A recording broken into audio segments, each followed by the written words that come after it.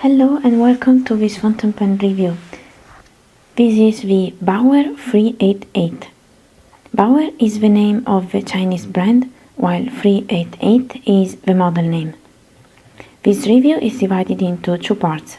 The first is an overview of the parts of the pen, while the second part is a summary of my opinions about this pen. I've had this pen for roughly 7 months now. On the screen you will find the dimensions.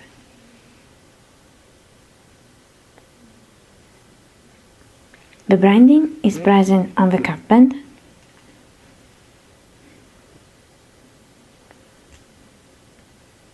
on the nib,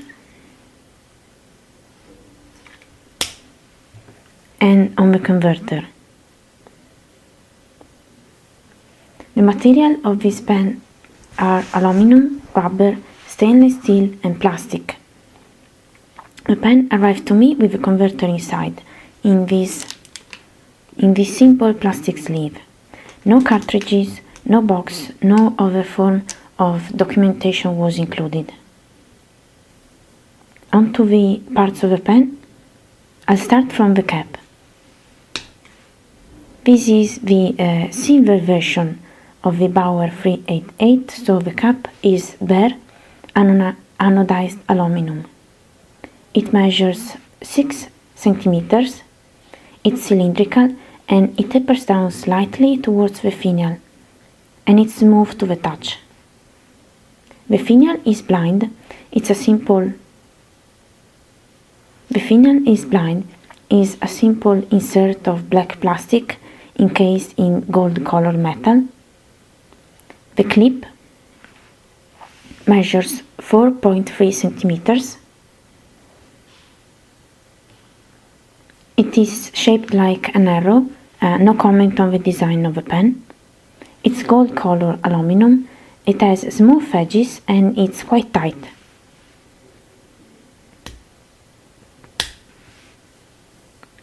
It's inserted between the cap and the finial, and I'm guessing it's held in place by a rivet, because I can see it inside the cap.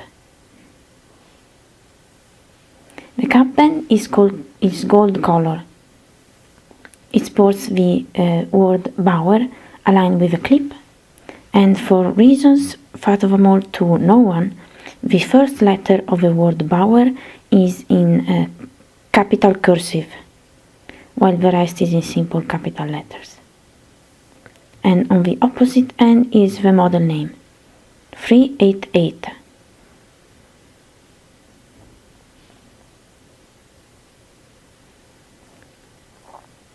The cap is a snap cap, and it has an inner cap made of hard rubber.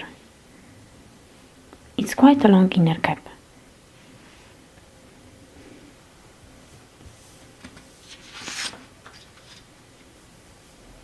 Enough with the cap, time onto the nib and feed. The nib is an exposed stainless steel nib. It has a briefer hole and a two-tones design. There's an ascending curve and below it the name Baoer in bold letters. No other markings, the tipping is round and its width is between a fine and a medium Lamy Z50 nib. The feed is made of plastic with regular fins and an ink sucking channel. It's a simple friction fit feed. It doesn't go in a keyed position.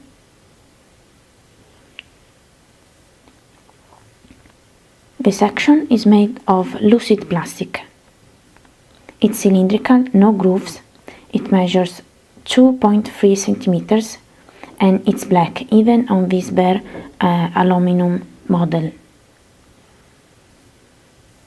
It tapers down towards the end, where there is a metal ring to hold the pen very close to the nib. The opposite end of the section is also made of metal, as are the threads that screw onto the section. As you can see, The Baoer 388 takes standard international cartridges.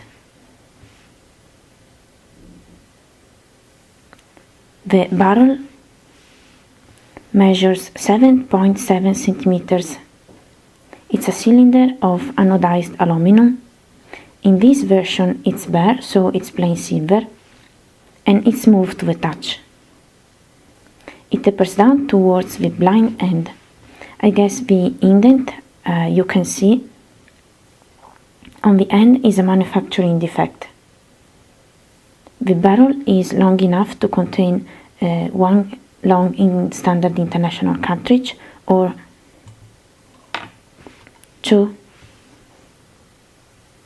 two short standard international cartridges. Since the barrel is made of metal, but more importantly since the threads are made of metal, the pen does not lend itself to become an eyedropper.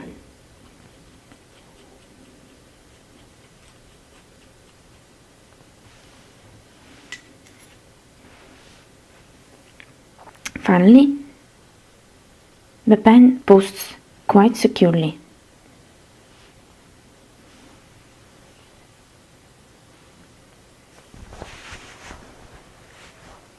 Onto the subjective part of the review now. From an aesthetic point of view, this is a very minimalist, sober, even elegant fountain pen. Nothing gaudy going on here. It's slim and traditional looking. At 24 grams posted, it's a comfortable weight to hold, on par with the Lamy All-Star, but the balance is absolutely awful, since the barrel and the cap are made of metal, while the section is lightweight plastic.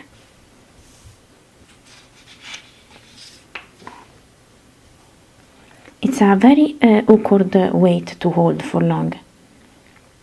The length and the weight of the unposted pen are very nice though. The section is on the narrow side, but it's circular and fairly long, so it's fairly comfortable for me to hold. Because the pen is made of metal, it's very sturdy. You can throw it directly in your pen case or in your backpack, no problem. The snap cap is quite loud.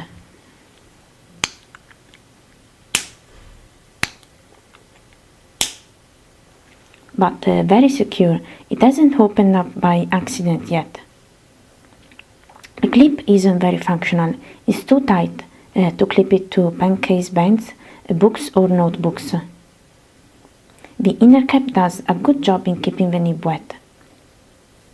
Alright, on to the comments about the writing.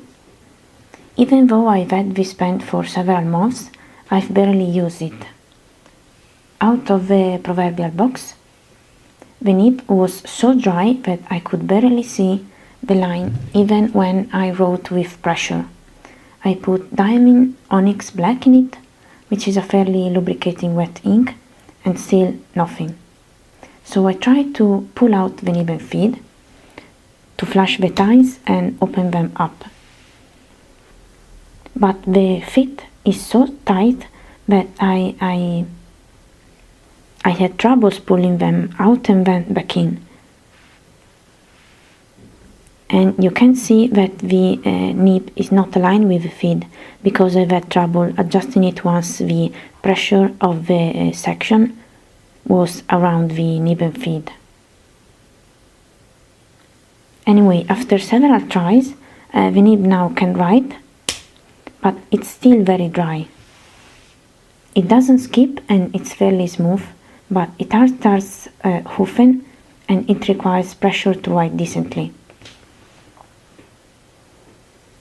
I could make it better, but with all the work I've already done to bring it to a barely usable level, so I figure it's not worth it.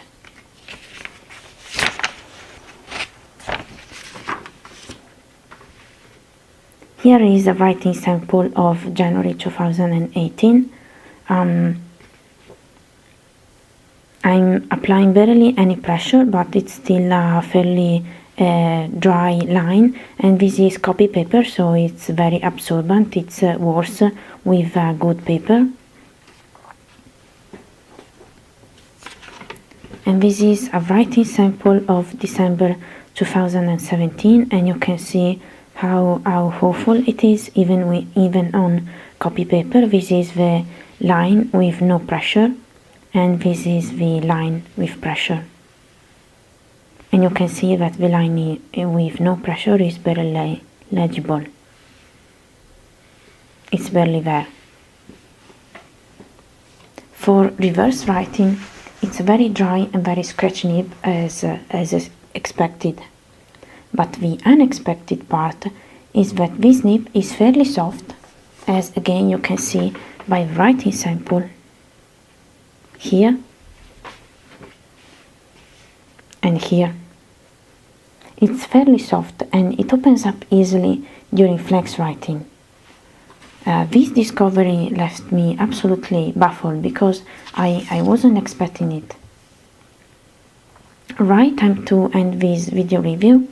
The Baoer 388, bought it for €1 from eBay with untracked shipping. It could have been a nice pen if the balance was distributed better, posted, and if tinkering with the nib had been easier. Of course, to beginner fountain pen writers, this is a no-go pen because of the unreliability of the nib quality. Assuming you don't know how to tinker with the nib, because if you don't know how to tinker with the nib, but by no means on €1 and you can knock yourself out. And this is it. This is the end of this video review. I hope it was useful for somebody.